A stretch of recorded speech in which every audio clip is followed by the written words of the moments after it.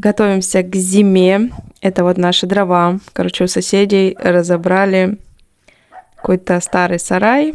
Там еще есть. Ну а что? Ну горит и ладно, какая разница, дерево и дерево. И вы спрашивали зимой, как мы заносим в подвал уголь. У нас же в подвале, получается, печь.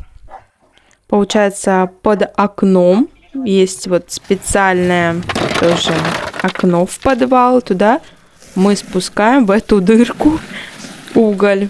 Очень легко, на самом деле, и просто. А уже в подвале он сыпется. Ну, из-за этого, кстати, пыль и грязь. Ну, а что поделаешь, как бы. Зато просто и легко, да.